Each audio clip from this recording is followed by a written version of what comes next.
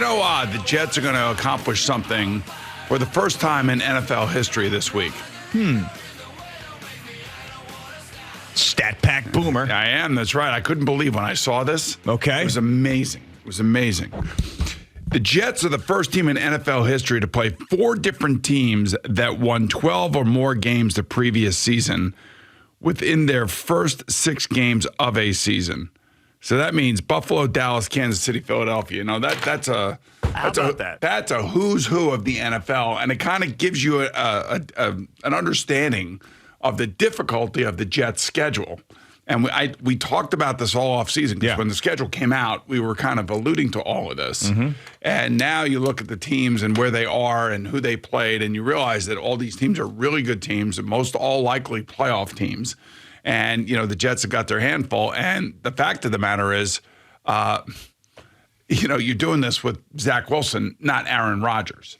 Yeah, and I think that they still believe that they can do special things. I think that part of them is holding out that Aaron Rodgers does make this miracle recovery, or Zach Wilson turns into that quarterback that we saw against the Chiefs consistently, and he wasn't that guy against the Broncos. So, yeah, they believe that they could still do special things this year because the schedule does lighten up, and they've got a great defense. But, this game here, if they somehow... I really think, because the reason why this is also very important, you got a bye week after that. That's exactly right. Yes. That's why. So you're sitting around thinking about what can we do. So at 2-4 and Zach looking lost, I think it's desperation time in that bye week. But at 3-3 and Zach playing well and beating the Eagles, there's no trading for Kirk Cousins. They're sticking with Zach, and they are going the rest of the season with him. Now, losing a game and Zach playing well, I still think they'll stick with Zach Wilson. I would not, but the Jets have been married to this guy and shackled to him because they want to since the second he got here. So it's going to take a miserable performance for him on Sunday against the Eagles for them to consider moving on and trying to do something else and potentially going after Kirk Cousins. I would just point at the last couple games where we all saw the 2 mistakes that he made in this Bronco game that could have cost them the game easily. Yeah. Both mistakes were incredibly bad. The game that they had against the Chiefs, they probably should have won the game. Who dropped the snap? Of course. Unfortunately for him and for every quarterback in this league, you're dealing with, whether or not you have the ability to kind of just slow the big moments in the game down. And, when the bigger the moments happen for Zach, that's when all the mistakes start happening. And the mistakes are alarming.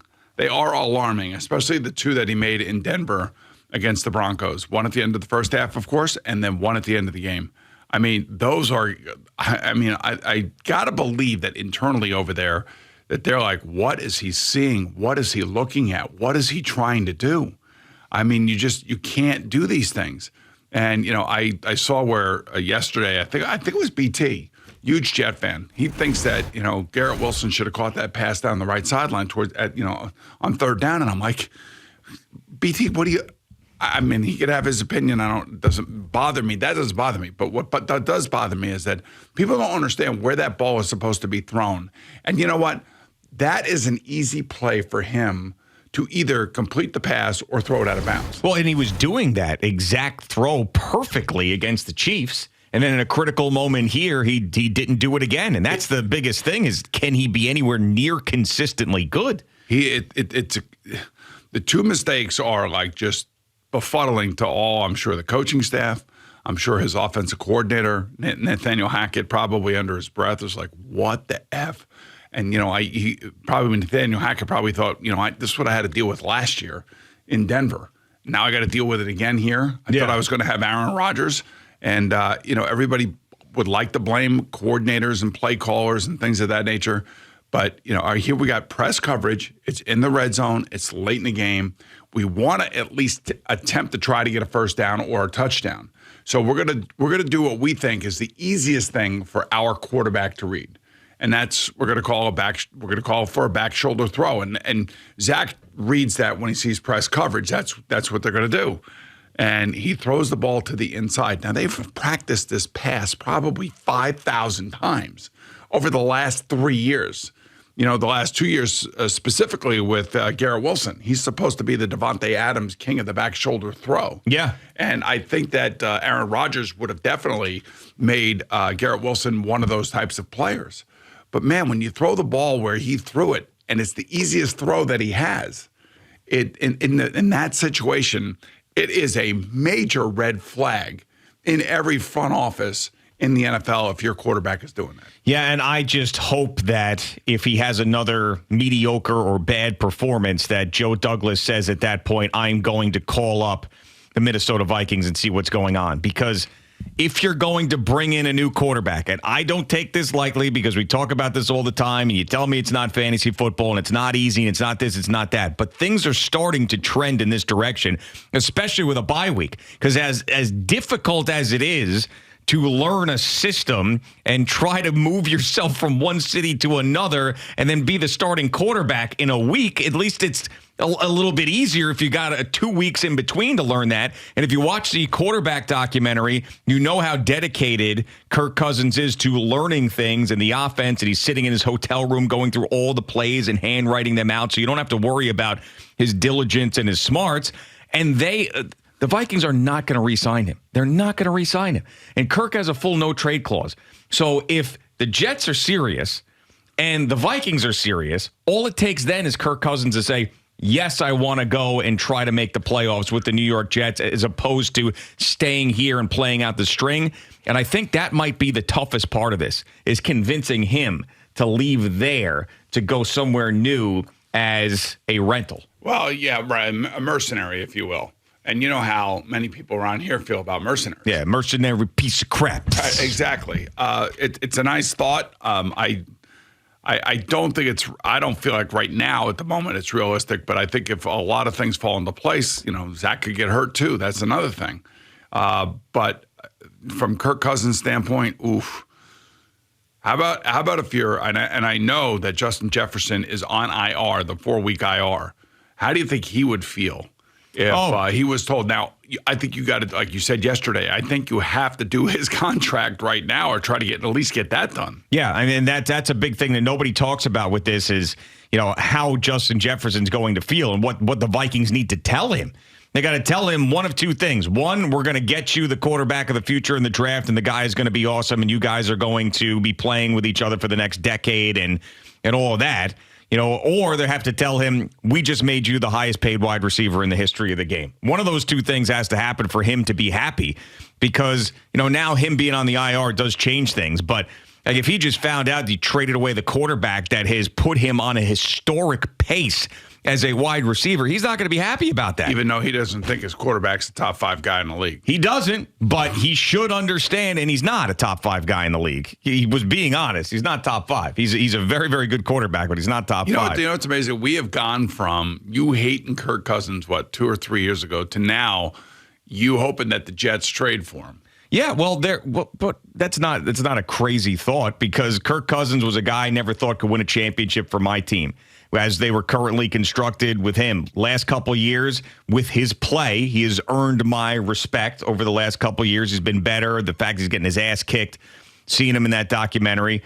But I also think that Zach Wilson's one of the worst quarterbacks I've ever seen in my life, and the Jets are a really, really good team with a ton of weapons and a great defense, and Kirk Cousins in that situation can win. Can make Garrett Wilson into Justin Jefferson. Yeah. So, I think that... Just throw it to another 17. Right. But, and it's not, the reason why Kirk Cousins bothered me is because I felt like he was holding the team back in the biggest moments, and he was supposed to take a team that made it to the NFC Championship game with Case Keenum to the Super Bowl, and they never even got close to that. It's hard to recreate the special magic that teams have, especially when you're changing the most important position on your team and you're paying that guy a lot of money, which means that other guys are going to have to go. Yeah.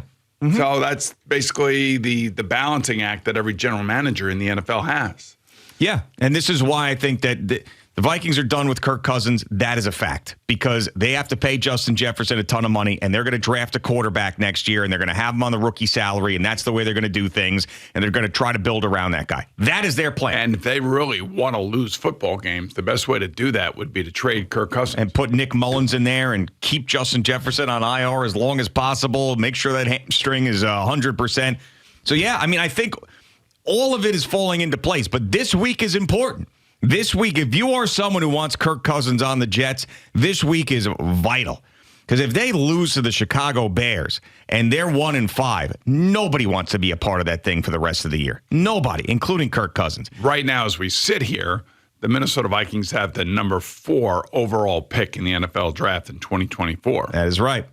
So, Zach plays poorly. Maybe that's finally the last straw for the Jets. I don't think they're going to do it, because they've loved Zach and had his back and have never really criticized him publicly. And it's just been, we love Zach. Zach's our guy. He's our quarterback. I mean, over and over and over again. So they'd have to make a drastic change in philosophy if they wanted to go out and get Kirk Cousins. But 2-4, season slipping away, getting your ass kicked, and him throwing 3 picks. I'm sorry. But if I'm someone in that locker room, I'm going to say, we're here at 2-4 going into a bye week. How do we make sure that this season doesn't blow up in our face? Well, the other thing, too, is you're assuming they're going to lose. But, Zach Wilson could do something no Jet quarterback in the history of the franchise has ever done this week. Okay. And that is beat the Philadelphia Eagles. Wow. The Philadelphia Eagles are 12-0 against the New York Jets. I happen to be one of those quarterbacks that lost, and Eric Allen had that crazy interception return. Yeah, thanks. Yep. But anyway, yeah, so he can do something that none of us have ever done before. And same thing for Russell Wilson on Thursday night.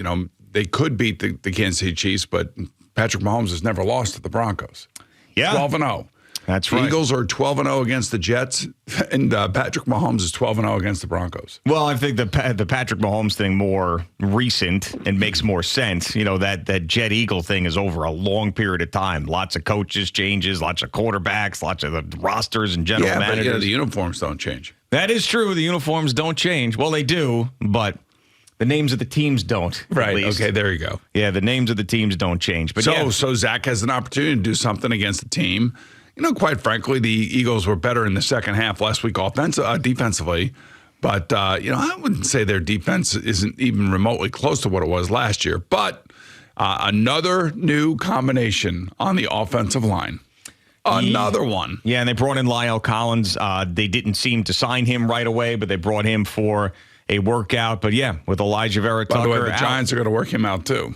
Yeah, and he's probably going to have I'm assuming that he had an ACL tear back in – was it last year? Yes. And then came back with the Bengals this year and then ended up getting released. So, I mean, whatever team's going to pay him more money, he's going to go to, I would assume, as long as he's healthy enough to play, unless both these teams look at him and go, oh, sorry, this knee is screwed up and we understand why you were released.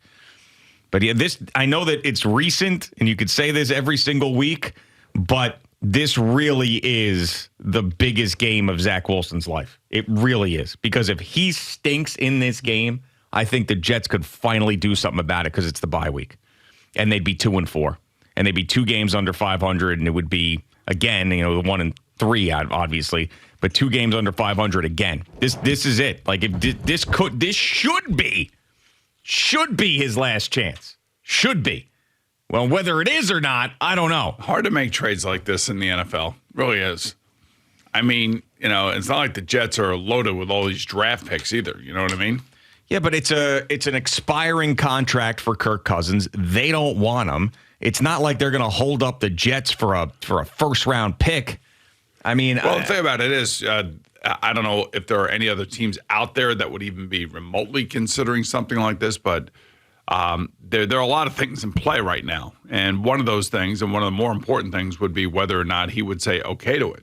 Yeah, and I think that's why them being 1-5, if they end up losing to the Bears, that changes his outlook on it. Do I really want to be a part of this miserable season the rest of the way? I don't think so. And Justin Jefferson's out another 3 weeks at least. I'm sorry. Fine, I want to go try to win a championship. And you saw the way Aaron Rodgers was reacting to the Jets roster and what they had going on. I'm sure that sentiment is shared throughout the league. I'm sure Kirk Cousins believes the same thing. And you've told me how miserable it is showing up to work when you're a losing team and a losing franchise. And if he knows that team is not, because they're not committed to him next year. He knows it. He's playing on an expiring contract. He wanted an extension. They don't want him. So at 1-5, if you know your employer's moving on anyway, get out of there.